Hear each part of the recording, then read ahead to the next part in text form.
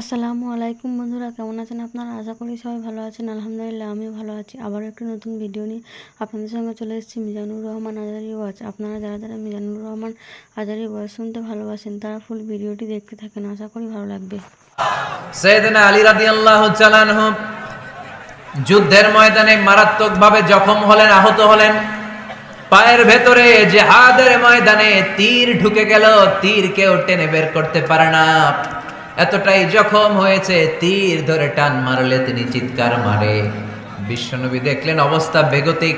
আল্লাহর হাবিব বললেন, তীর ধরে টানাটানির দরকার নাই, যেহেতু টান মারলে ব্যথা পায়, ছেড়ে দাও, আজান দাও। বেলাল তুমি আজান দাও, একামত দাও।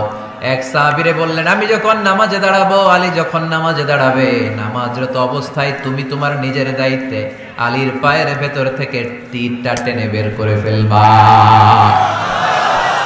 আজান দেয়া হলো, একামত হলো, বিষ্ণু ইসলাম নামাজ পড়তে শুরু করলেন। সাইয়েদনা আলী রাদিয়াল্লাহু তাআলা আনহু নামাজে দাঁড়ালেন। ওই সাহাবী দাঁড়ান নাই, বিশ্বনবীর পরামর্শ অনুযায়ী কাতারের ভেতর দিয়ে যে বিশ্বনবীর মেয়ের জামাতা সাইয়েদনা আলী রাদিয়াল্লাহু তাআলা আনহুর পা থেকে টান মেরে তীর বের করেছে। টান দিয়ে তীর খোলা হয়েছে, কিন্তু সাইয়েদনা আলী মুহূর্তের জন্য টের পান না। আগে টান মারতেছে, ব্যথা পায়, চিৎকার মারে, চিৎকার মারে, কিন্তু সালাতের অবস্থায় টান মেরে তীর বের করেছে, উনি টেরই পান নাই। আল্লাহু আকবার। তার মানে যখন নামাজে তিনি দাঁড়িয়েছেন, দিন দুনিয়ার হুঁশ তার ছিল না। তার হুঁশ, জ্ঞান, চিন্তা, ধ্যান সব কিছু চলে গিয়েছে একজনের দিকে, তিনি কে? এজন্য বিশ্বনবী বলতেন, আন তা'বুদাল্লাহা কাআন্নাকা তারা ফাইন লাম তাকুন তারাহু ফাইন্নাহু ইয়ারাক। এমন ভাবে নামাজ পড়বে, মনে করবে তুমি আল্লাহকে দেখে দেখে নামাজের মুসল্লায় আছো। ঠিক কি না? যখন নামাজ পড়বা ভাববা তুমি আল্লাহকে দেখছো। আর যদি এটা কষ্ট হয়, অ্যাটলিস্ট এটা ভাবো যে আল্লাহ তোমায় দেখছে। আমাদেরকে দেখে কে? আমি যে নামাজ পড়ি দেখে কে? এই চিন্তাটা মাথায় থাকার দরকার আছে না নাই? কিরে ভাই, এখানে তো ধাক্কাধাক্কি করে লাভ নাই। প্রজেক্টর গুলো কোন দিকে? প্রজেক্টর আছে ওই যে পেছনে প্রজেক্টর, ওখানে চলে যাও। এখানে দেখার জন্য যদি ধাক্কাধাক্কি করো বিশৃঙ্খলা হবে। সাউন্ড নাই। এই মাইকটা কি কাজ করে না তোমার? তো সাউন্ড পায় না কেন? আচ্ছা আচ্ছা, সাউন্ড কম বলে যদি চিল্লাও তাহলে তো আমার কথা আরো শোনা যাবে না। ও দেখতেছে, ওকে দেখতে দাও। এত বড় গ্যাদারিং এ এইদিকে সমস্যা হবে, ওদিকে তার ছিঁড়ে যাবে, ওদিকে সাউন্ড বক্স নষ্ট হয়ে যাবে, এটা খুব স্বাভাবিক। তোমাদের সহযোগিতা লাগবে, তা না হলে তো একটু পর পর আলোচনার মাঝখানে ব্রেক দিলে আলোচনা করা যাবে না। লক্ষ লক্ষ লোকের সমাগম, এখানে কিছু সমস্যা হবেই, এগুলো মেনে নিয়ে আমাদেরকে বসে থাকতে হবে। ঠিক কিনা? মাইক অপারেটর, লাস্ট চান্স দিলাম তোমার, এটা ঠিক করো তাড়াতাড়ি। এই তোমার মাইকের কারণে অনেকবার ব্রেক হয়েছে আমার আলোচনা। হয়েছে, একটা ছেলে কথা বলবো না এখানে। এই ছেলে চুপ, ইয়েলো জ্যাকেট চুপ, কথা নাই, চুপচাপ দাঁড়ায় থাকে। এদিকে তাকান। আন তা'বুদাল্লাহা কাআন্নাকা তারা ফাইন লাম তাকুন তারাহু ফাইন্নাহু ইয়ারাক। এমন ভাবে নামাজ পড়ো, এটা চিন্তা করো যে আল্লাহ তোমায় দেখছে। আল্লাহ ইজ ওয়াচিং মি, তাই না? আল্লাহ ইজ অবজার্ভিং মি, আমার আল্লাহ আমাকে দেখছে। এই চিন্তা করে যদি নামাজ পড়েন, খুশু খুদু বাড়ায় দিবে কে? এক সাহাবী নামাজে পড়তেছে, দাড়িও টানতেছে, এরকম নামাজে পড়ে দাড়িও টানে, এরকম আল্লাহর ওলি আছে না নাই? নারায়ণগঞ্জে নাই? হ্যাঁ আছে। নামাজ পড়া অবস্থায় বারবার চুলকানো যাবে? দাড়ি টানা যাবে? শুধু মোবাইলে SMS লেখা যাবে? যাবে না, এগুলো করবেন না। নজরটা থাকবে সেজদার দিকে। কোন দিকে? সবাই বলেন, মনে থাকবে এটা। এগুলো message, very sensitive and important message. এগুলো নিয়ে যান বাড়িতে। সালাতে মন বসে না, কারণ নজর ছোটাছুটি করে এইদিকে এইদিকে এইদিকে। নামাজে দাঁড়াইছে, জানলা খোলা, জানলার দিকে তাকায় আছে। আল্লাহর ওলি আছে না নাই? নামাজে দাঁড়াইছে, ঘড়ির দিকে তাকায় আছে, ঘড়ির কাঁটা ঘুরে, হের মাথাও ঘুরে, আছে না নাই? না, এদিক সেদিক তাকাবেন না, সেজদার দিকে তাকাবেন। কোন দিকে? আল্লাহ তিনটা চান্স দেয়। কয়টা? একবার যখন এদিকে তাকান, আল্লাহ বলে আকবিল, ফিরে আয়। ফিরে আয়, সেজদার দিকে তাকা। আবার যখন তাকান, আল্লাহ বলে আকবিল, ফিরে আয়, সেজদার দিকে তাকা। আবার যখন ঘড়ির দিকে তাকান নামাজে, আল্লাহ বলে ফিরে আয়, সেজদার দিকে তাকা। 3 বারের পরে যখন আবার অন্যদিকে নজর করেন, আল্লাহ বলে লা হাজাতা লি ইলা সলাতিক, তোর এই নামাজের দরকার আমার নাই। নাউজুবিল্লাহ পড়বেন না? যে আল্লাহরে খুশি করার জন্য এত সময় ব্যয় করে, এই কষ্ট করে শীতের রাতে ওযু করে নামাজে দাঁড়ালাম, ওই আল্লাহ যদি বলে এই নামাজের দরকার নাই। এখানে কি হয়েছে ভাই? দেখতেছেন যে জায়গা হচ্ছে না, তো ওইখানে ধাক্কাধাক্কি করবেন কেন? আপনি পিছনে চলে যান, অ্যাবাউট টার্ন, পেছনে যান, যে প্রজেক্টরে দেখেন, যান। যেখানে জায়গা হবে না ওখানে ধাক্কা দিবেন কেন আপনি? এই জনস্রোতের ধাক্কা অনেকে আহত হয়, এটা করবেন না প্লিজ, এটা করবেন না। আর অল্প অল্প কিছু সময় আমরা কথা বলবো, বারবার ব্রেক করলে তো হবে না, এটা বুঝতে চায় না অনেকে। প্লিজ এরকম করবেন না। একজন আলোচক যখন কথা বলে, তার আলোচনার একটা ফ্লো থাকে, ওই ফ্লোতে সে এগোয়, তার শ্রোতাকে সে কি বলবে একটার পর একটা কথা তাকে প্রেজেন্ট করতে হয়। একটু পরে যদি দেখে হুজুর মাইক নাই, ওদিকে কয় আওয়াজ নাই, আরেকজন কয় আমি নাই, কিছুক্ষণ পরে দেখা যাবে আমিও নাই, আমিও চলে যাব। তো এগুলো করো না, আর অল্প কয়েক মিনিট। তো নামাজে নজরটা থাকবে কোন দিকে? অনেকে এগুলো করে, অনেক মুরব্বী বাবারাও করে, আমি দেখেছি। মুরব্বীরা অনেক সময় নামাজ পড়ে ঘরে কেউ ঢুকলে এমনি তাকায়, আছে না নাই? মুরব্বী বাজানকে বুঝাই দিবে যে নিয়ম হচ্ছে সেজদার দিকে তাকানো। কোন দিকে তাকানো? খেয়াল থাকবে তো। সাহাবারা যখন নামাজে দাঁড়াতেন, সফরে যখন মরুভূমিতে সালাত আদায় করতে দাঁড়াতেন, মরুভূমির পাখিগুলো সাহাবাদের মাথায় এসে বসে যেত। কারণ পাখি মনে করতো এগুলো খেজুর গাছ। কি গাছ? নড়ে না, চড়ে না, ঠায় দাঁড়িয়ে আছে। পারা যাবে না এরকম নামাজ পড়তে? ইনশাআল্লাহ পড়েন। আল্লাযীনা হুম ফি সালাতিহিম খাশিউন, মুমিনদের প্রথম গুণ, তারা যখন নামাজে দাঁড়ায় ভীত সন্তুষ্ট হয়ে খুশু খুদুর সাথে একাগ্রতার সাথে নামাজ পড়ে, with full of solemnity and submission. ডানে বায়ে তাকায় না, তারা সব সময় টেনশনে থাকে আল্লাহ আমার নামাজ কবুল করলো তো। আর তারা ভাবে হতে পারে এটাই আমার জীবনের শেষ নামাজ, it could be my final সালাহ, পারফর্ম দ্য সালাহ as if this is your last and final prayer. এমন ভাবে নামাজ পড়ো, চিন্তা করো যে হতে পারে এটাই তোমার জীবনের শেষ নামাজ, আর হয়তো আমি আল্লাহর সেজদা দেওয়ার সুযোগ পাবো না। আজকের মাহফিল শেষ করে আমরা বাসায় পৌঁছতে পারবো, কোনো গ্যারান্টি আছে আমার? আর 10 মিনিট হায়াত আছে আমার, কোনো গ্যারান্টি নাই। আর 2 মিনিট বাঁচবো, গ্যারান্টি আছে? শ্বাস যেটা নিলাম এটা ফেলতে পারবো, গ্যারান্টি আছে? তো মুসল্লায় যে দাঁড়াইলেন, নামাজ যে পড়লেন, এরপরে আরেকবার নামাজের সুযোগ পাবেন, গ্যারান্টি আছে? তো তাহলে প্রত্যেক নামাজের সময় মুসল্লায় দাঁড়িয়ে আমরা এটা ভাবি না কেন যে এটাই হতে পারে আমার শেষ নামাজ, this could be my final সালাহ, হতে পারে এটাই আমার শেষ নামাজ। এরকম চিন্তা নিয়ে যদি আপনি নামাজে দাঁড়ান, তাহলে মন এদিক সেদিক যাবে। অনেকে নামাজেও দাঁড়ায়, আবার টেলিভিশনে কোন নিউজ দিচ্ছে ওইটার টেনশনও থাকে, আছে না নাই? নামাজেও দাঁড়ায়, শেয়ার বাজারের দাম বাড়লো না কমলো টেনশন করে। নামাজেও দাঁড়ায়, মাশরাফি ছক্কা মারলো না আউট হইলো, টেনশন আছে না নাই? যার যেদিকে আগ্রহ ওইটা নিয়ে পড়ে থাকে নামাজে, ওই নামাজকে আল্লাহ কবুল করবে? এজন্য এমন ভাবে সালাতে দাঁড়াবো, ভাববো যে হতে পারে এটাই আমার জীবনের শেষ নামাজ। আজকে যদি বলা হয় রাত 12টায় মালাকুল মাউত এসে আপনার রূহ নিয়ে যাবে, this night is your last night in your life, আপনার জীবনে এটা শেষ রাত, এখন আপনি যে নামাজের সুযোগটা পাবেন, লাস্ট চান্স, আপনি ওই দিন কি করবেন? আহা, কত সুন্দর করে অজু বানাবেন, তাই না? সাদা ধবধবে পাঞ্জাবি পরে আতর মাখবেন, মুসল্লাটা বিছিয়ে, হায় রে কি সুন্দর নামাজ, কি সুন্দর রুকু দিবেন আপনি। ওই দিনের রুকুটা হবে আপনার জীবনের শ্রেষ্ঠ রুকু, ওই দিনের সেজদা হবে আপনার জীবনের শ্রেষ্ঠতম সেজদা। সেজদায় লুটিয়ে পড়ে চোখের পানি দিয়ে আপনি জায়নামাজ ভিজিয়ে দিবেন, তাই না? কারণ আপনি confirm this is your last সালাহ, এটা আপনার শেষ নামাজ। তো প্রত্যেক ওয়াক্তে যে দাঁড়াই, কোনো গ্যারান্টি আছে যে আরেকটা নামাজের সুযোগ পাবো? তাহলে প্রতি ওয়াক্তেই আমরা এটা ভাবি না কেন যে এটা আমার জীবনের শেষ নামাজ হতে পারে?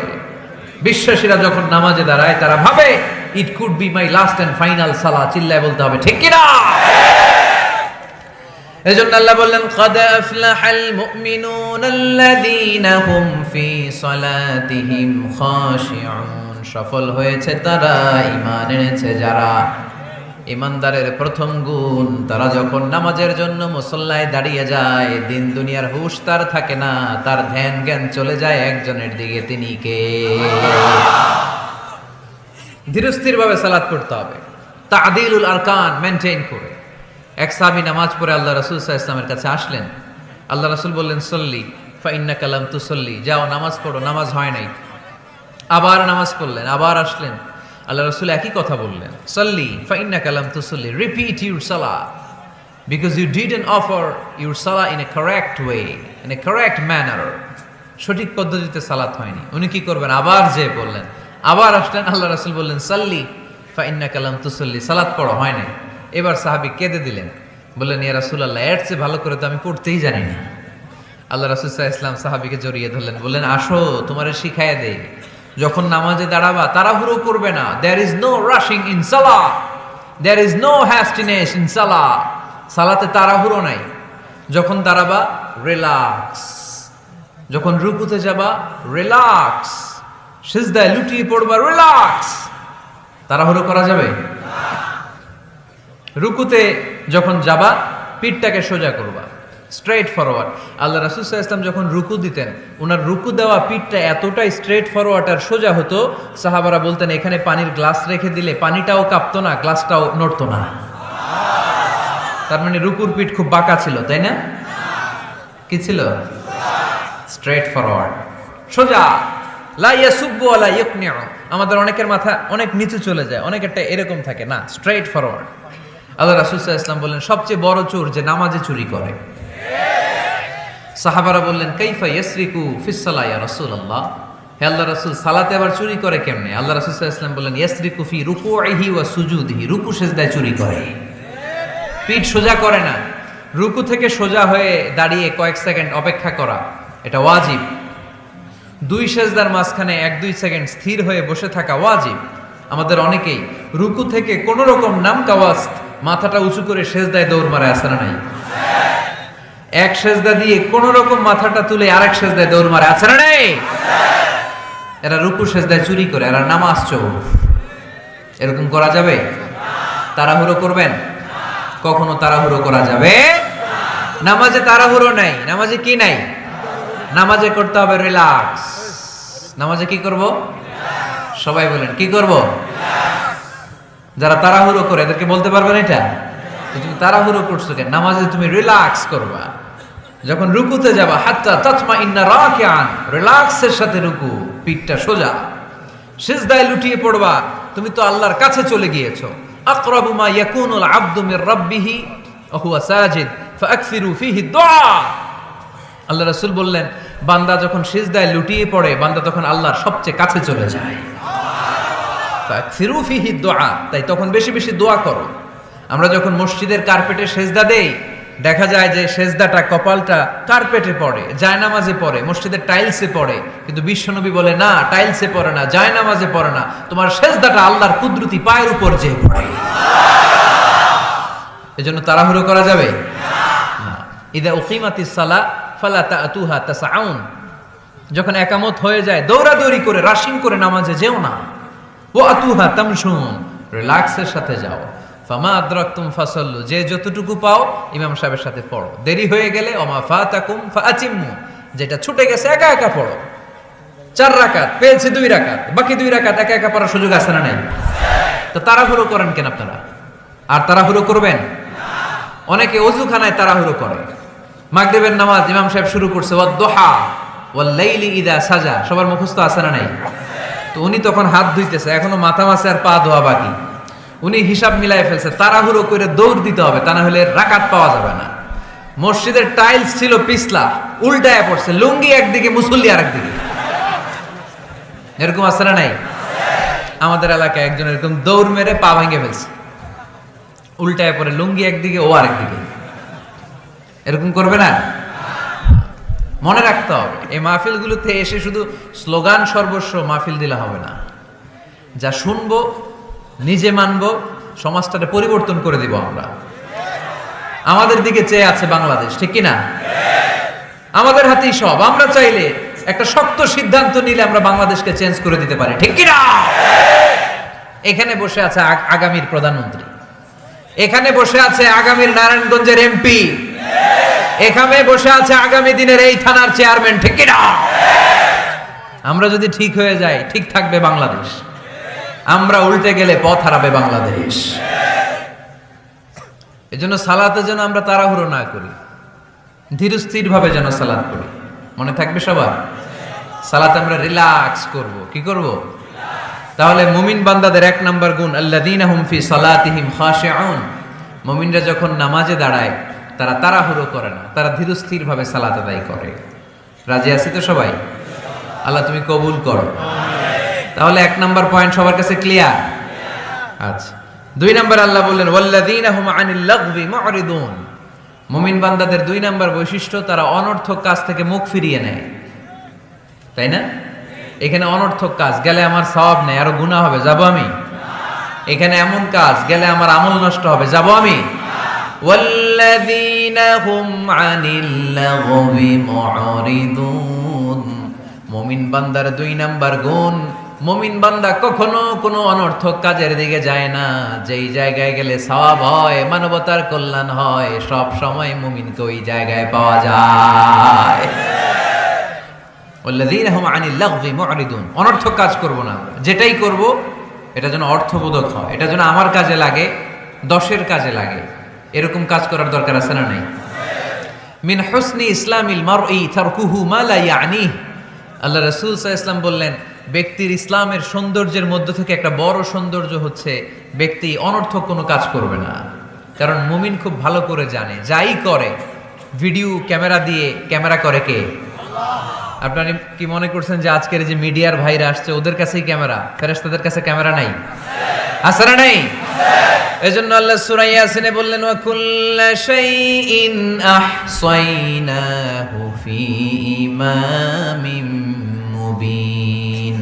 দুনিয়াতে তোমরা যা করো, যেখানে যাও, যে কাজের সাথেই সম্পৃক্ত হও না, তোমাদের সব কাজগুলোকে ইমাম মুবিন নামক ভিডিও ক্যামকর্ডার দিয়ে ধারণ করে কে? আবার মুমিন জানে মা ইয়ালফিযু মিন কাউলিন ইল্লা লাদাইহি রাকীবুন আতীদ। মুমিন জানে মুখ দিয়ে আমি যা বলি, যে বাক্যই উচ্চারণ করি, যে শব্দ উচ্চারণ করি, ফেসবুকের কমেন্টস বক্সে যেই কমেন্টস আমি টাইপ করি, এই সবগুলো দেখে কে? রাকিবুন আতীদ নামে দুইজন ফেরেশতা আছে, সব কিছু নোট করে নেয়, ঠিক কি না? মুখে যা বলবো এটাও অর্থবহ হইতে হবে, যা লিখবো তাও অর্থবোধক হইতে হবে, ঠিক কি না? এখন তো বলার চেয়ে আমরা টাইপ করি বেশি। ফেসবুকে কমেন্টস অপশন আছে না নাই?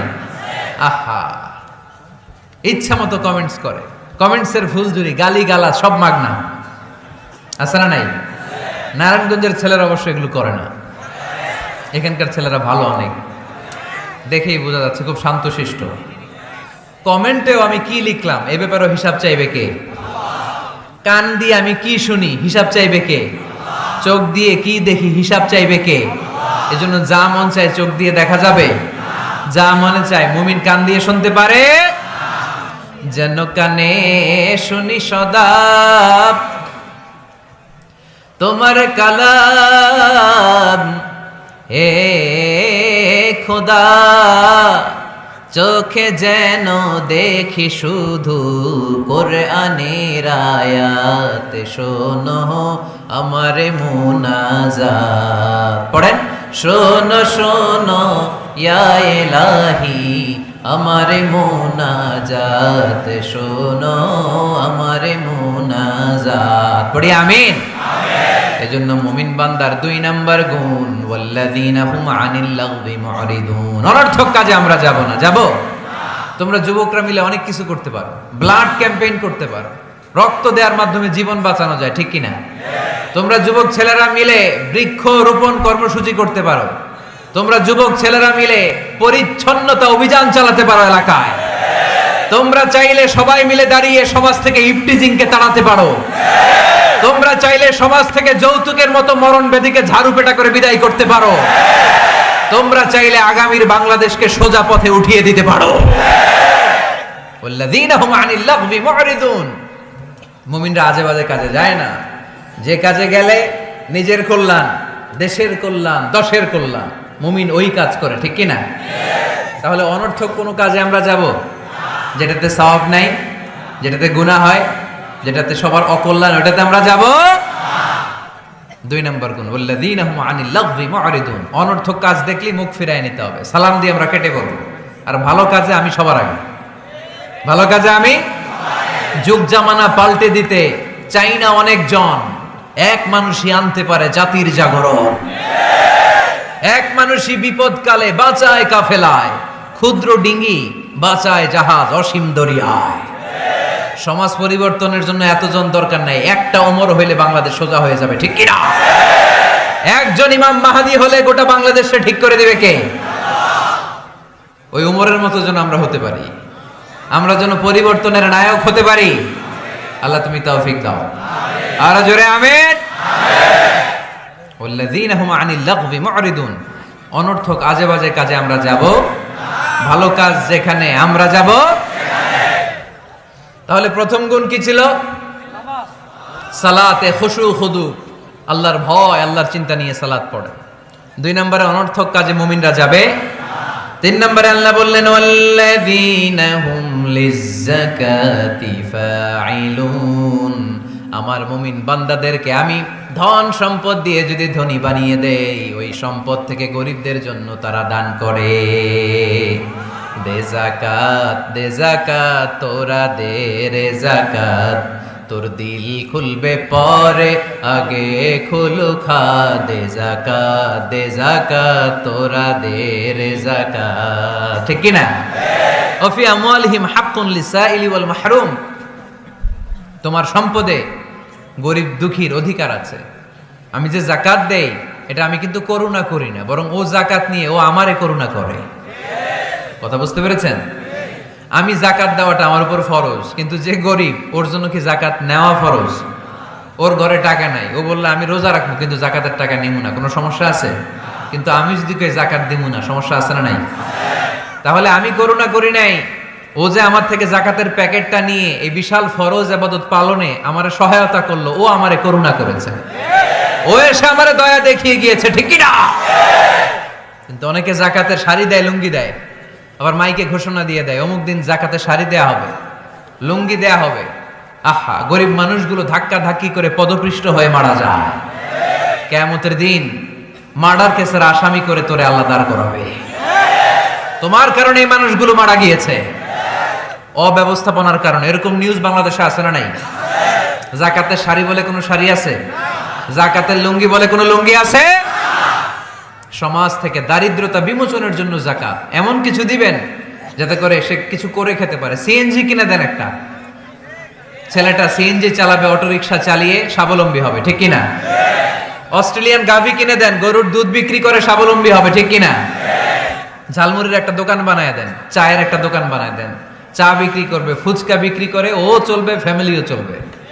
আর যদি একটা শাড়ি, একটা লুঙ্গি, 1 কেজি সয়াবিন তেল আর 1 কেজি চাল দিয়ে দেন, এটা নিয়ে দুপুর পর্যন্ত চলবে, রাত্রেবেলায় আরেক জায়গায় লাইনে দাঁড়াবে। দারিদ্রতা কি দূর হবে? একদিকে গাছতলা, আরেকদিকে 5 তলা, ওই বাংলাদেশ আমরা চাই না, ঠিক কি না? অর্থের সুষম বন্টনের জন্য যাকাতকে ফরজ করেছে কে? এজন্য আল্লাহ বললেন আল্লাযীনা হুম লিয-যাকাতি ফাঈলুন। আমার মুমিন বান্দার 3 নাম্বার গুণ, তারা যাকাত দেয়, তারা সম্পদ জমিয়ে রাখে না।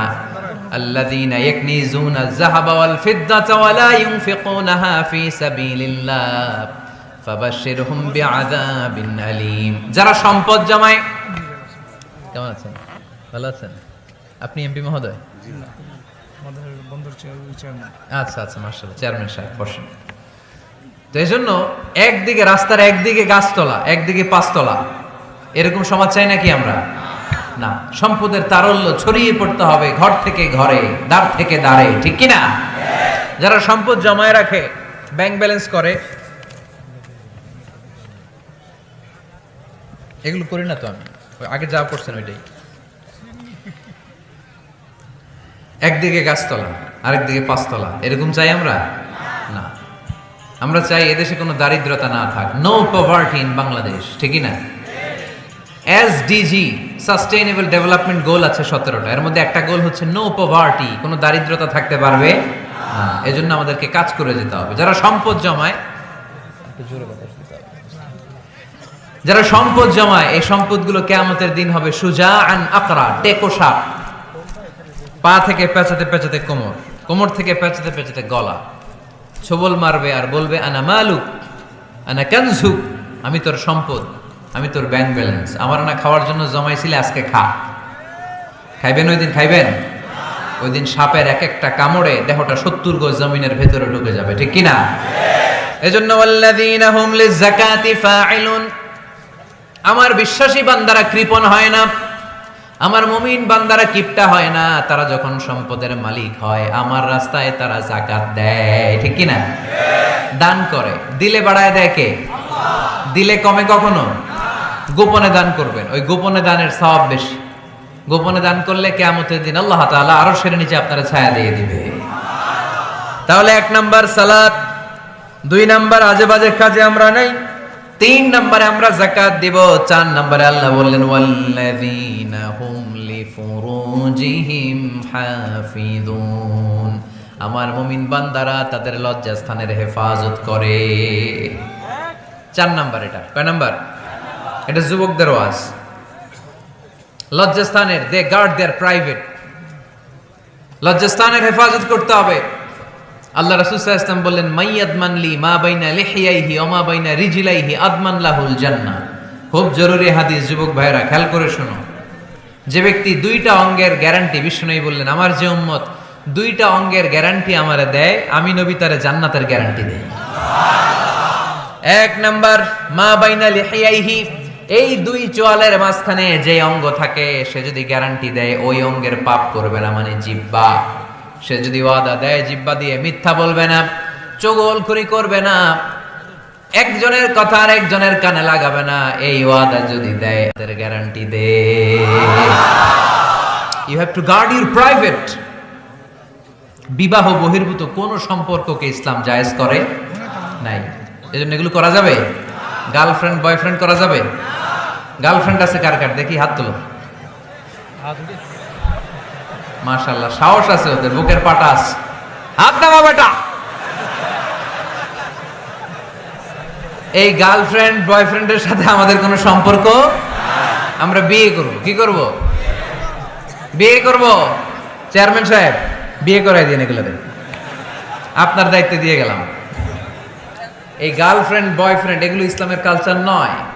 বিয়ের চেয়ে ভালো কাজ পৃথিবীতে হতে পারে না। বিয়ে করতে গেলে বাপে বলে আগে নিজের পায়ে দাঁড়া, তো এতদিন ও কার পায়ে দাঁড়াইছে? ছেলে মেয়েদেরকে সাহস দেন, ছেলেও পড়বে। ওই যে একজন চিল্লান দিয়ে উঠছে, ওর কমন পড়ছে, কমন পড়ছে। মাশাআল্লাহ। গার্ডিয়ানরা যারা আছেন ওদের দুঃখ কষ্ট একটু বুঝছেন আপনারা, মিলায় দিয়েন ওদেরকে, বিয়ের পিড়িতে বসায় দিয়েন। বিয়েতে করলাম, বিয়েতে বরকত। বিয়ের মতো ভালো কাজ হতে পারে না। সব নবীরা বিয়ে করেছেন। আর নিকাহ মিন সুন্নতি, বিয়ে আমার সুন্নাত। ফামান রাগিবা আন সুন্নতি ফালাইসা মিন্নি, যে আমার সুন্নতকে ভালোবাসে না সে আমার উম্মত হতে পারে না। বিয়েটাকে সহজ করে দেন। যেই সমাজে বিয়ে সহজ, ওই সমাজে জিনা কঠিন, তাই না? যেই সমাজে জিনা সহজ, ওই সমাজে বিয়ে কঠিন। আমাদের সমাজে জিনা করা সহজ, বিয়ে করতে লাগে 10 লাখ, জিনা করতে লাগে 1000, ঠিক কিনা? 10 লাখ টাকা ছাড়া বিয়ে করা যায় না। এটা লাগবে, ওইটা লাগবে, এই দাও, ওই দাও, মোহর দাও, বিশাল অঙ্কের মোহর। 10 লক্ষ টাকা ধার্য না করলে মেয়ে দিবে না, এরকম আছে না? নাই না, এগুলো আসলে ইসলামিক কালচার না। ছেলের বাবা মেয়ের বাবা উভয়কে আমি বলি বিয়েটা সহজ করে দেন, সহজ করে দেন। ছেলে পড়াশোনা করুক, সমস্যা নাই, মেয়েও পড়ুক, কিন্তু তারা পবিত্রভাবে তাদের সম্পর্ককে মেনটেন করুক, ঠিক কিনা? তাদের এই যৌবনের তাড়নায় যে পাপের সাথে জড়াবে তার পার্সেন্টেজ গুণা বাবা হিসেবে আপনার কাঁধেও আছে না নাই? এজন্য বাবারা সাবধান, মায়েরা সাবধান, বিয়েটাকে সহজ করেন। এই এলাকার যুব সংঘ যারা আছো, তোমরা একটা ক্যাম্পেইন করবা এই মাহফিলের পরে। Timely marriage campaign.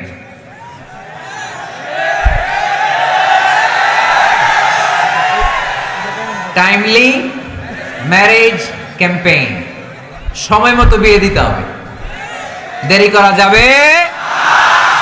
বাপ মা বোঝে না, একজনকে হুজুর আব্বাই বোঝে না, গার্ডিয়ান যারা আছেন একটু সদয় হন। ওরা যে পাপের সাথে, পাপের রাস্তা যে ওরা চিনে যাচ্ছে, পাপের পথে যে জড়িয়ে যাচ্ছে, আল্লাহর সুপ্রিম কোর্টের কাঠগড়ায় আসামি করে আল্লাহ সেদিন আপনারা দাঁড় করাবে। আল্লাযীনা হুম লিফুরুজিহিম হাফিযুন, they guard their privates. মুকদ্দমাতুল হারামে হারাম, এট এ গ্ল্যান্স। একটা নারীর দিকে চোখ পড়ে যাওয়া এটা হারাম না, কিন্তু এই চোখ পড়ার কারণে এটা জেনার দিকে নিয়ে যাবে, এজন্য এটাকেও হারাম করেছে কে? মুকদ্দমাতুল হারামে হারাম, এই নজরটা বড় খারাপ। আন-নাযার সাহামুন মাসমুমুন মিন সিহামি ইবলিস, এই নজর হচ্ছে শয়তানের বিষ মাখানো তীরের মধ্য থেকে একটা ভয়ঙ্কর তীর। এই তীর দিয়ে শয়তান যুবক আর যুবতীদেরকে কাবু করে ফেলে।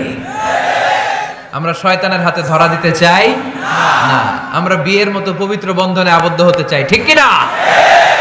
এটা জান্নাতি সম্পর্ক। আমাদের আদি পিতা আদি মাতা তাদের প্রথম বিয়ে হয়েছে জান্নাতে, এজন্য আমরা বিয়ে করতে চাই। আমরা পরকীয়ায় জড়াতে চাই না, আমরা গার্লফ্রেন্ড বানাতে চাই না, আমরা অবৈধ সম্পর্কে জড়াতে চাই না, আমরা বিশ্ব ভালোবাসা পালন করতে চাই না। এগুলো হারাম। হারাম আছে যেখানে আমরা যাব না, হালাল আছে যেখানে আমরা যাব।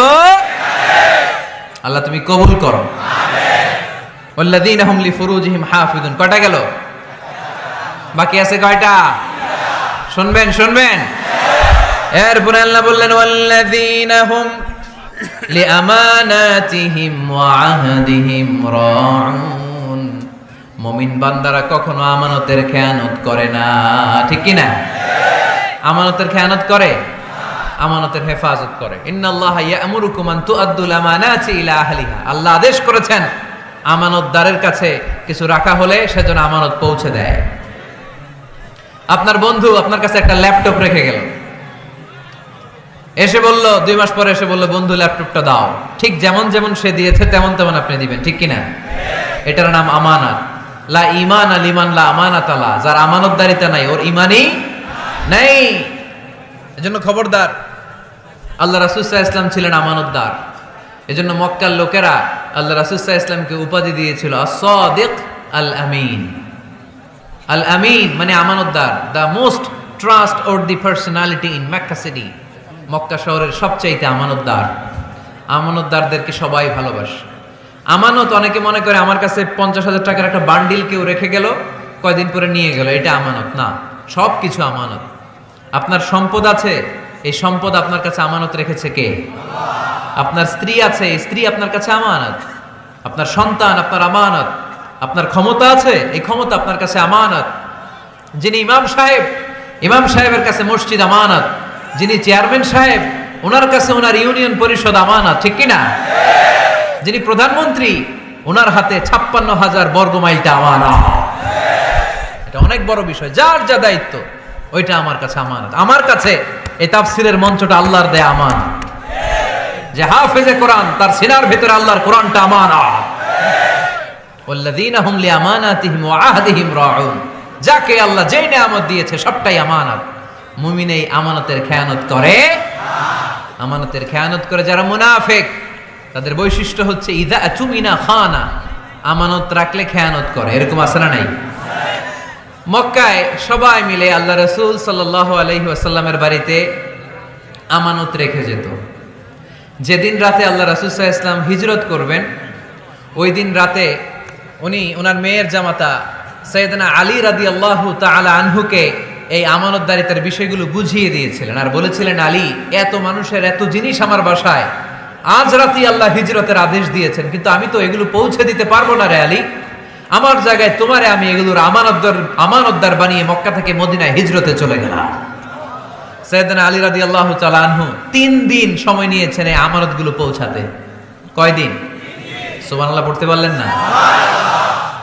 এত ভালোবাসতো মক্কার লোকেরা আল্লাহ রাসূল সাল্লাল্লাহু আলাইহি ওয়াসাল্লামকে। অনেকে ছিল কাফের আর মুশরিক, দল করতো আবু জাহেলের, দল করতো কার? কিন্তু আমানত রাখার সময় আবু জাহেলের কাছে রাখে না, আল্লাহ রাসূল সাল্লাল্লাহু আলাইহি ওয়াসাল্লামের কাছে রাখে। সুবহানাল্লাহ কইবেন না? আল্লাহ রাসূল যদি বলতেন আমার কাছে কেন, আবু জাহেলের কাছে রাখো, ওরা বলতো আবু জাহেলের কাছে যদি টাকার প্যাকেট রাখি দেখা যাবে আয়েশা টাকাও নাই টাকার প্যাকেটও নাই। আপনার কাছে যেইভাবে যেই জিনিসটা রাখি ঠিক ওইভাবে পাওয়া যায়। ওয়াল্লাযীনা হুম লিআমানাতিহিম ওয়া আহদিহিম রাউন। মুমিন বান্দার 5 নাম্বার গুণ, তারা আমানতদার হয়। কি হয়? আমরাও আমানতদার হব। সবাই বলেন ইনশাআল্লাহ। ওয়া আহদিহিম রাউন। মুমিন বান্দার 6 নাম্বার বৈশিষ্ট্য হচ্ছে মুমিন বান্দা যদি আহাদ দেয়, প্রমিস দেয়, প্রমিস দিয়ে প্রমিস রাখে। কথা দিয়ে কথা রাখে, কথা ভাঙে না। আমরা কথা দেই কিন্তু কথা রাখি না, এরকম আছে না নাই? না, মুমিনদের কথা তো কথা, কথা দিলে আপনার কথা রাখতেই হবে। এজন্য আল্লাহ কোরআনে বললেন ওয়া আউফু বিল আহদি ইন্নাল আহাদা কানা মাসউলা। যে ওয়াদা তুমি দিয়েছো, যে অঙ্গীকার মানুষকে তুমি দিয়েছো, যেই প্রমিস তুমি মানুষকে রেখেছো, তোমার প্রমিস তুমি রক্ষা করবে। কেননা কিয়ামতের দিন এই ওয়াদার প্রমিসের ব্যাপারে তোমারে জিজ্ঞেস করবে কে? খবরদার, কাউরে কথা দিলে কথা রাখবেন। বন্ধুকে কথা দিলে কথা রাখুন, সন্তানকে কথা দিলে কথা রাখুন, স্ত্রীকে কথা দিলে কথা রাখুন। কিন্তু এই দেশে কেউ কথা রাখে না, তাই না? এজন্য কথা রাখার প্র্যাকটিস যেন আমরা করি। সাইয়েদনা ইসমাঈল আলাইহিস সালাম উনি কোনদিন ওয়াদা দিয়ে ওয়াদা ভঙ্গ করে না।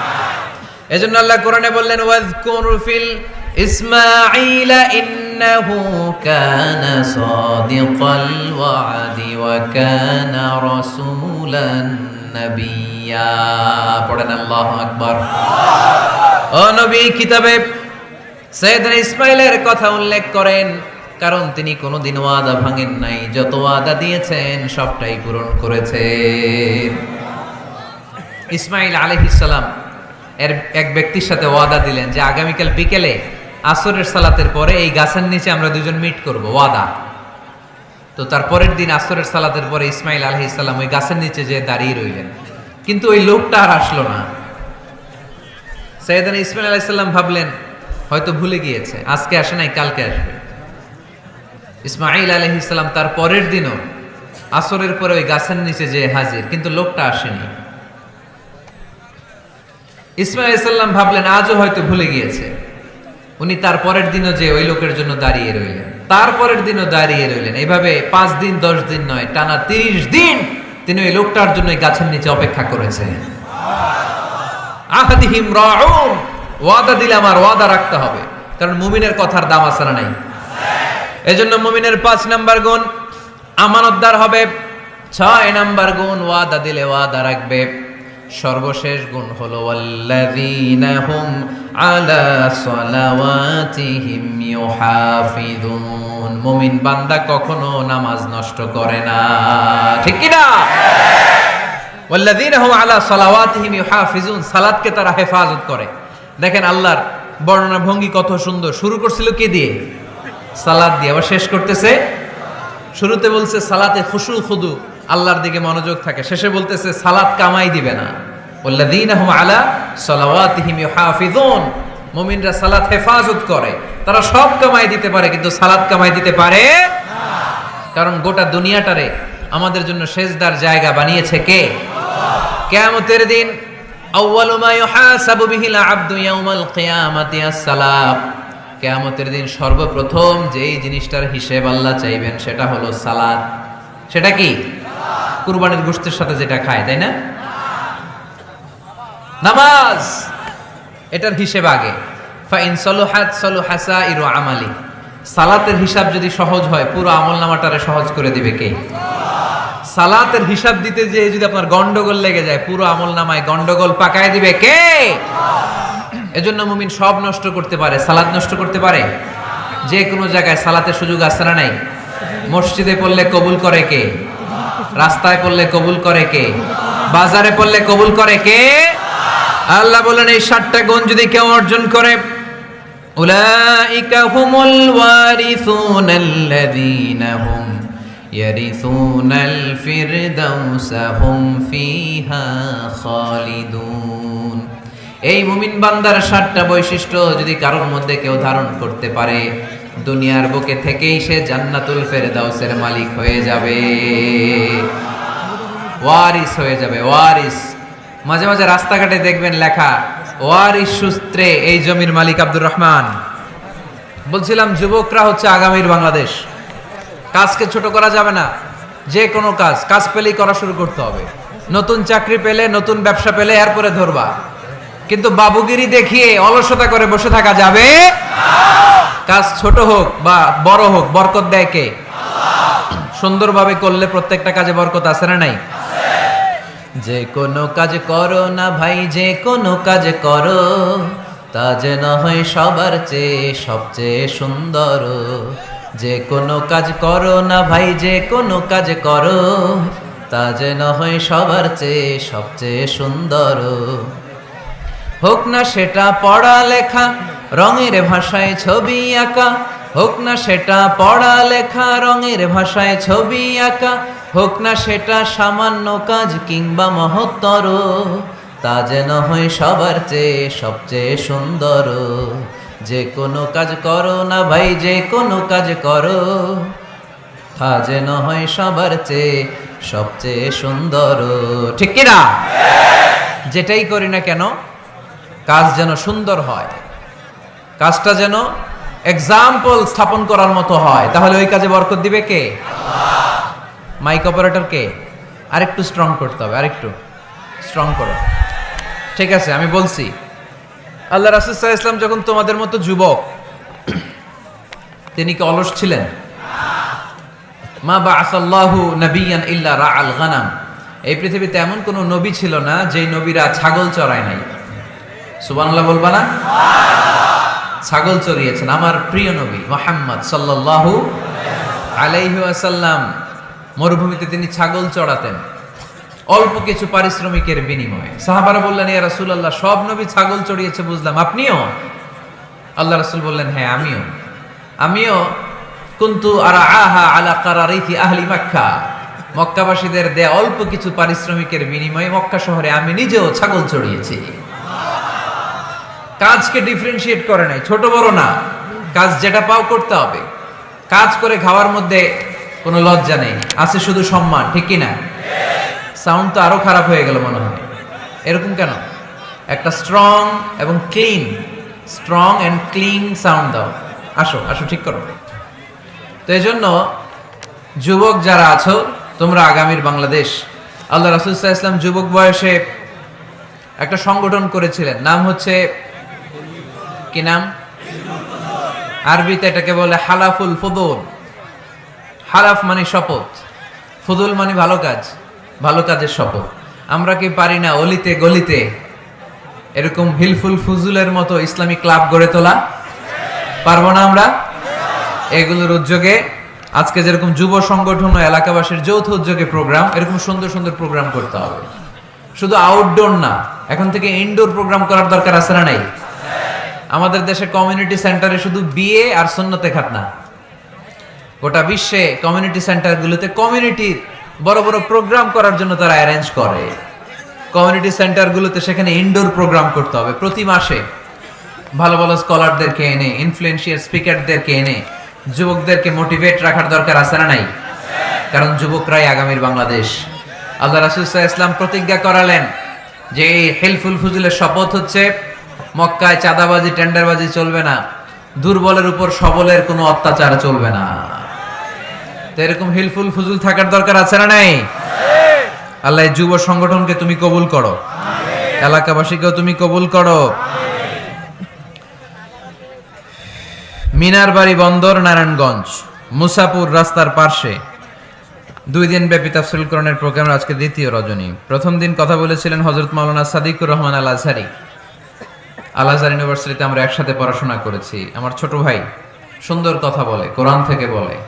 আল্লাহ তাআলা সাদিকুর রহমান আল আজহারীর জ্ঞানকে তুমি আরো বাড়িয়ে দাও। আজকের রজনীতে আমাকে রেখেছেন আপনারা আলোচক। আমার আগে কথা বলেছে very energetic, hard working, enthusiastic যুবকদের আইকন শেখ সিফাত হাসান। সে আমারও মাঝে মাঝে বসায় ওয়াজ করে, সুন্দর সুন্দর কথা শোনায় সে আমাকে, আমিও মন্ত্রমুগ্ধ হয়ে শুনি। যুবকরা যেখানেই আছে ওখানে এনার্জি আছে না নাই? যুবকদের থেকে কথা শুনতে হবে, কারণ যুবকদের মধ্যে আছে অনেক শক্তি।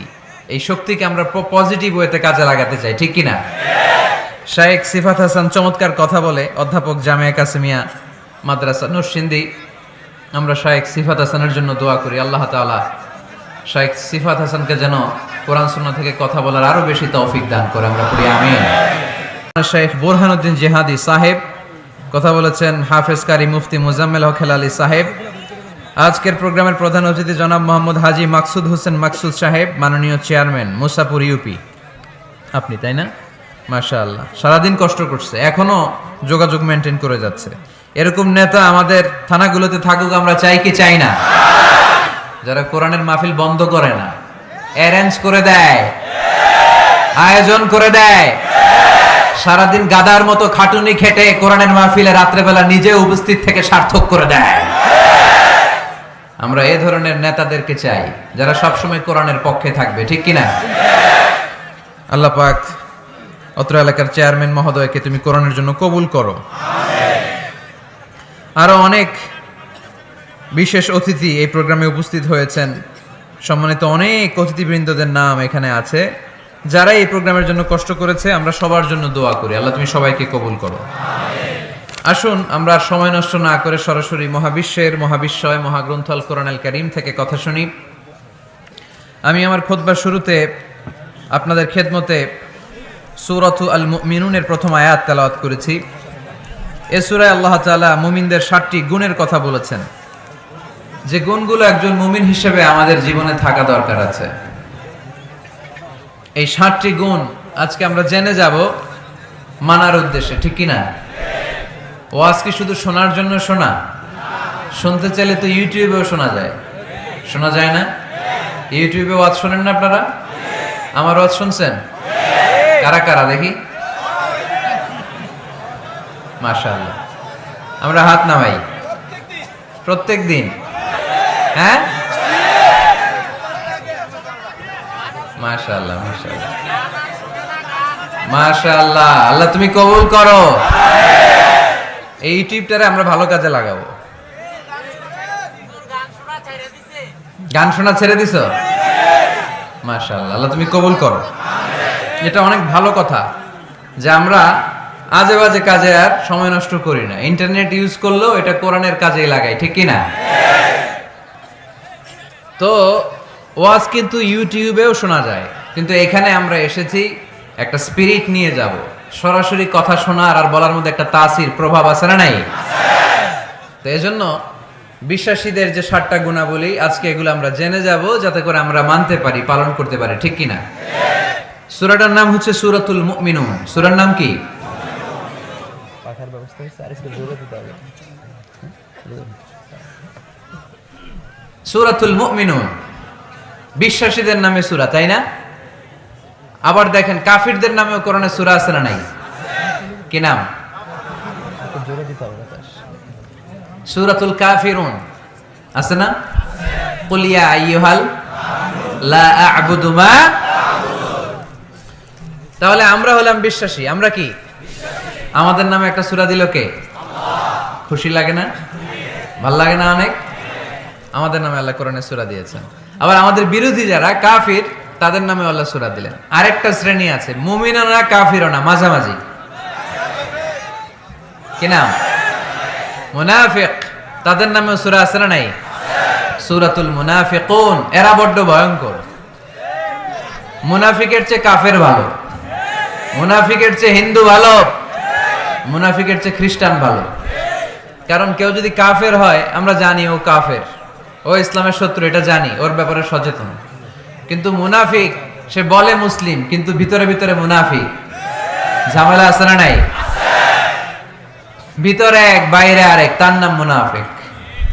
ভিতরে এক বাইরে আরেক, তার নাম ডবল স্ট্যান্ডার্ড মেনটেন করে। দুমুখো সাপ, এদিকেও আছে ওদিকেও আছে, এদিকেও যায় ওদিকেও যায়, এদিকেও নাই ওদিকেও নাই, নেহি এদার নেহি ওদার, দারমিয়ান মে সাদার বাদার। আছে না? উপর দিয়ে ফিটফাট, ভিতর দিয়ে সদরঘাট। উপর মে পাক সাফ, আন্দার মে খালাত মালাত। উপরে অনেক পাক সাফ, ভিতরে ঝামেলা। এরা মুনাফিক, যেদিকে বৃষ্টি এদিকে ছাতা ধরে, যখন যার কাছে টাকা পয়সা আছে তারে তেল মারে। আছে না নাই? আমরা মুনাফিক হতে চাই? আমরা মুমিন হতে চাই কি চাই না? মুমিন হয় কখন? যখন তার বিশ্বাস থাকে, ঠিক কি না? আল্লাহ বিশ্বাস, আখিরাতে বিশ্বাস। এই বিশ্বাসটা কিন্তু অনেক দামি, টাকা দিয়ে বিশ্বাস কিনা যায় না। আমরা আল্লাহর উপর বিশ্বাস রাখি, আখিরাতে বিশ্বাস রাখি, নবী রাসূলদের উপর বিশ্বাস রাখি, তাই আমরা মুমিন। বিশ্বাসটা অনেক দামি। ঈমান যার মধ্যে থাকে সে হচ্ছে মুমিন। আমল পরে, আগে ঈমান। আগে কি? ঈমান হচ্ছে সংখ্যা, আমল হচ্ছে শূন্য। এখন ঈমান নাই, আপনার আছে শুধু আমল। শূন্য বসাতে বসাতে বসাতে বসাতে নারায়ণগঞ্জ থেকে ঢাকা, এটার কোনো দাম আছে? 2000 শূন্য আপনি পাইছেন। 2000 ফলাফল কি? শূন্য। কারণ ঈমান নাই, সংখ্যা নাই। এবার আপনার ঈমান আছে, পেলেন একটা সংখ্যা 1, তারপর আমল করতে শুরু করলেন, পেলেন শূন্য। যাকাত দিলেন, পেলেন শূন্য। হজ করলেন, পেলেন শূন্য। দাম আছে না নাই? একের পরে শূন্য দিলে দাম আছে না? তাহলে আগে লাগবে কি? ঈমান। ঈমান মানে বিশ্বাস। বিশ্বাসটা খুব দামি। এই বিশ্বাস যেন নষ্ট না হয়, বিশ্বাসে যেন আঘাত না আসে। বিশ্বাসটা কত দামি জিনিস দেখেন। বন্ধু বন্ধুর মধ্যে যদি বিশ্বাস না থাকে, বন্ধুত্ব টেকে? কথা বলেন। স্বামী যদি স্ত্রীরে বিশ্বাস না করে, সম্পর্ক টিকে? কথা বলেন। বিশ্বাস অনেক দামি জিনিস। দেখবেন বাবা যখন তার ছোট্ট মেয়েটাকে কোলে তুলে উপরে এরকম ছুঁড়ে মারে, ছোট্ট মেয়েটা খিলখিল করে হাসে। যদি নিচে পড়ে যায় ভর্তা হয়ে যাবে, তারপরেও হাসে। কারণ মেয়েটার বাবার উপর বিশ্বাস আছে, বাবা আমারে ফেলে দিবে না, বাবা ঠিকই আমাকে কোলে তুলে নেবে, ঠিক কি না? মেয়েটার বাবার প্রতি অগাধ বিশ্বাস। ঢাকা থেকে একজন গ্রিন লাইনের বাসে উঠছে, টিকিট কাটছে কক্সবাজারের। গ্রিন লাইনের বাসের নাম শুনছেন তো না? কক্সবাজার যাবে। ব্যাগ ট্যাগ নিয়ে বাসে উঠেই দেখবেন অনেক হাই প্রোফাইলের লোকেরা ল্যাপটপ নিয়ে, টাকা পয়সা নিয়ে বাসের উপরে ব্যাগ রেখে আরামসে ঘুম দিচ্ছে। বাইরে প্রচন্ড বৃষ্টি, তার কোনো টেনশন নাই। সে যদি টেনশন করতো তাহলে ঘুমাইতে পারতো? তাহলে তো তাকায় থাকা লাগতো এরকম, দেখি তো বাসওয়ালা কই যায়। কক্সবাজারের টিকিট কাটছি, সকালবেলা উঠে যদি দেখি কক্সবাজার না নিয়ে যশোর চলে গেছে, ভেজাল আছে না? তার মোটেও টেনশন নাই, কারণ গ্রিন লাইন কোম্পানির প্রতি এই ক্লায়েন্টের অনেক বিশ্বাস। আমি আরামসে চাদর গায়ে দিয়ে একটা ঘুম দিব, সকালে ঠিকই এই গ্রিন লাইনের বাস আমাকে কক্সবাজার নামিয়ে দিবে। চিল্লায় বলেন ঠিক কিনা? তার মানে বিশ্বাসটা অনেক জরুরি। বিশ্বাসে মিলায় বস্তু, তর্কে বহুদূর। এজন্য আমরা বিশ্বাসী হতে চাই। আমরা কি হতে চাই? আর বিশ্বাসীদের নামে এই সূরাটা ডেডিকেট করলেন কে? সূরাতুল মুমিনুন। সূরাটার নাম কি? আরো জোরে বলেন, কি নাম? সূরাতুল মুমিনুন। এই সূরাটা নাজিলের একটা ব্যাকগ্রাউন্ড আছে, শানে নুজুল, কোন সময়ে কোন প্রেক্ষাপটে নাজিল হলো, এটা শুনলে সূরার তাফসীর বুঝতে আমাদের সুবিধা হবে। আল্লাহ রাসূল সাল্লাল্লাহু আলাইহি ওয়াসাল্লাম সাহাবাদের নিয়ে বসা, হঠাৎ করে উমরে ফারুক মৌমাছির আওয়াজ শুনতে পেলেন, বন বন বন বন আওয়াজ। হাদিসটা এসেছে মুসনাদ ইবনে আহমদ ইবনে হাম্বলে, সুনানে তিরমিজিতে। বন বন মৌমাছির যখন আওয়াজ, উমরে ফারুক মৌমাছি খুঁজতে আরম্ভ করলেন, কিন্তু কোনো মৌমাছি উনি খুঁজে পান না। তখন উনি বুঝতে পেলেন আসলে এটা মৌমাছি না, এখনই আল্লাহ রাসূল সাল্লাল্লাহু আলাইহি ওয়াসাল্লামের উপর কোরআনের আয়াত নাজিল করতেছে কে? অনেকগুলো পদ্ধতিতে আল্লাহ রাসূল সাল্লাল্লাহু আলাইহি ওয়াসাল্লামের কাছে কোরআন এসেছে। আমরা তো মাগনা মাগনা কোরআন পাইছি, সুন্দর করে এমদাদিয়া কোম্পানি ছাপাই দিছে, আব্বা কিনা বাসায় নিয়ে আসছে, এবার আমি রমজান মাসে কোরআনের খতম দেই। আহা, আল্লাহ রাসূল সাল্লাল্লাহু আলাইহি ওয়াসাল্লাম কি এত সহজে কোরআন পেয়েছে? না, অনেক কষ্ট করে তিনি কোরআন রিসিভ করতেন। মিসলা সালসালাতিল জারাস, মাঝে মাঝে ঘন্টার ধ্বনির মতো কোরআন নাজিল হতো। প্রাইমারি স্কুল ছুটি হলে দপ্তরি ঘন্টা বাজায় না, ধাম ধাম বিকট আওয়াজ হয়। এরকম আওয়াজে যখন কোরআন নাজিল হতো, আল্লাহ রাসূল সাল্লাল্লাহু আলাইহি ওয়াসাল্লাম কোরআন রিসিভ করতে যে ঘেমে যেতেন শীতের রাতে। আজকে একটা শৈত্য প্রবাহ গেছে না, প্রচন্ড শীত। দুপুরবেলা আমার প্রোগ্রাম ছিল কিশোরগঞ্জের, কি নাম? পাকুন্দিয়া। প্রচন্ড শীতে লোকজন কাঁপছিল। আপনাদের তো প্যান্ডেল আছে, ওদের প্যান্ডেলও ছিল না, খোলা ময়দানে লক্ষ লক্ষ মানুষ। তো এই প্রচন্ড শীতের রাতে আম্মা জান আয়েশা রাদিয়াল্লাহু তাআলা আনহা উনি কাঁপতেন, আর এই কোরআন রিসিভ করতে যে বিষ্ণু ঈসা ইসলাম ঘামতেন। সুবহানাল্লাহ বলতে পারলেন না? এত কঠিন ছিল ওহি রিসিভ করা।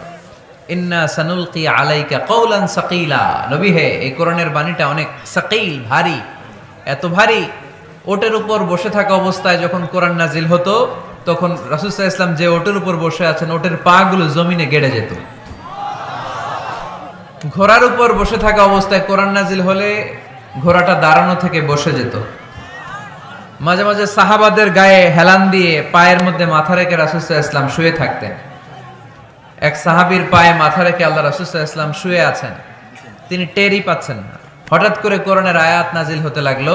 সাহাবী বললেন, হঠাৎ করে আমি টের পেলাম বিশ্বনবীর মাথাটা অনেক ভারী হয়ে গেল। আমার মনে হচ্ছে যে রাসূল সাল্লাল্লাহু আলাইহি ওয়াসাল্লামের মাথার ভারে আমার পায়ের হাড্ডি ফেটে খান খান হয়ে যাবে। সুবহানাল্লাহ পড়েন। তো এই কঠিন কোরআন যখন রাসূল সাল্লাল্লাহু আলাইহি ওয়াসাল্লাম রিসিভ করতেন তিনি ঘেমে যেতেন। আবার মাঝে মাঝে সাইয়েদনা জিবরাইল আলাইহিস সালাম সরাসরি ওনার সূরাতে আসতেন কোরআন নিয়ে। হেরা পর্বতে আর সিদরাতুল মুনতাহায়, এই দুই জায়গায় আল্লাহ রাসূল সাল্লাল্লাহু আলাইহি ওয়াসাল্লাম সাইয়েদনা জিবরাইল আলাইহিস সালামের মূল আকৃতিতে ওনাকে দেখতে পেয়েছিলেন। মাঝে মাঝে স্বপ্ন যোগে আসতো এই ওহী। পর্দার আড়াল থেকে মেরাজের রাতে তিনি পেয়েছেন ওহী।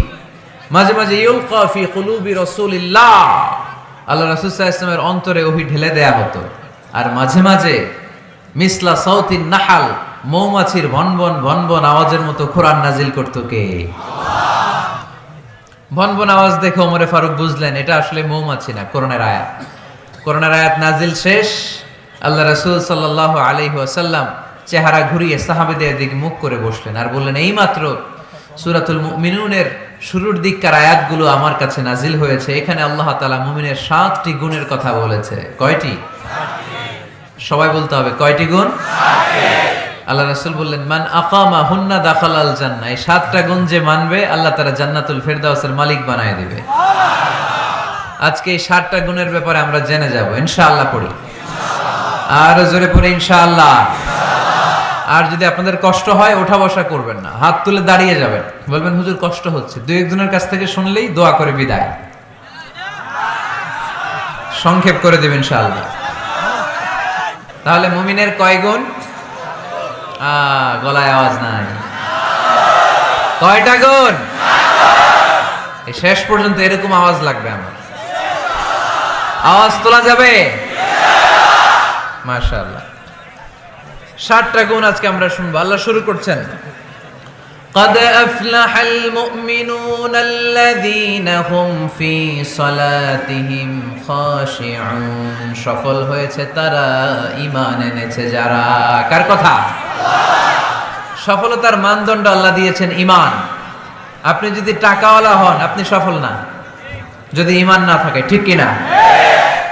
আপনি যদি ক্ষমতাওয়ালা হন আপনি সফল না যদি ঈমান না থাকে, ঠিক কি না? আপনি অনেক বড় সেলিব্রিটি কিন্তু ঈমান নাই, আল্লাহর মানদণ্ডে আপনি সফল না, ঠিক কি না? এজন্য আল্লাহ বলেছেন সফল হয়েছে তারা ঈমান এনেছে। আমি বলবো সফল হয়েছে তারা, আপনারা বলবেন ঈমান এনেছে যারা। আওয়াজ তুলে বলেন, সফল হয়েছে কারা? যারা ঈমানদার তারা সফল। قد أفلح المؤمنون, successful indeed are the believers. তারাই সফল যারা ঈমানদার। তবে যেন ঈমানদার নয়, তাদের 7টা বৈশিষ্ট্য থাকা চাই। কয়টা? 1 নম্বরে আল্লাহ বলছেন আল্লাযীনা হুম ফি সালাতিহিম খাশিউন, তারা যখন সালাতে দাঁড়ায় দিন দুনিয়ার হুঁশ থাকে না, তারা ভীত সন্তুষ্ট হয়ে আল্লাহর দিকে রুজু হয়ে সালাত আদায় করে। নামাজে যখন দাঁড়াবো দুনিয়ার কোনো হুঁশ জ্ঞান আমাদের থাকতে পারবে? আমাদের হুঁশ থাকবে একদিকে, তিনি কে? সালাতে কায়েম করো, সালাতে কায়েম করো, হবে সম্মানী তুমি, হবে জান্নাতি তুমি, হবে সম্মানী তুমি, হবে জান্নাতি তুমি। দিবে কাল হাসরে শীতল ছায়া আরশে আজিম, রাব্বিয়াল আলা রাব্বিয়াল আযীম। পড়েন, রাব্বিয়াল আলা রাব্বিয়াল আযীম। আলহামদুলিল্লাহ। আল্লাযীনা হুম ফি সালাতিহিম খাশিউন। শুরু হয়ে গেল মুমিনদের 7টি বৈশিষ্ট্যের আলোচনা। 1 নাম্বার বৈশিষ্ট্য হচ্ছে মুমিনরা যখন নামাজে দাঁড়ায় দিন দুনিয়ার হুঁশ থাকে না, তাদের চিন্তা তাদের ধ্যান চলে যায় একদিকে, তিনি কে? ভিডিওটি ভালো লাগলে একটি লাইক কমেন্ট ও শেয়ার করে পাশে থাকবেন বন্ধুরা। যারা যারা শেষ পর্যন্ত ভিডিওটি দেখেন তাদের জন্য অনেক অনেক ভালোবাসা থাকলো বন্ধুরা। আরও নতুন নতুন ভিডিও পেয়ে চ্যানেলটিকে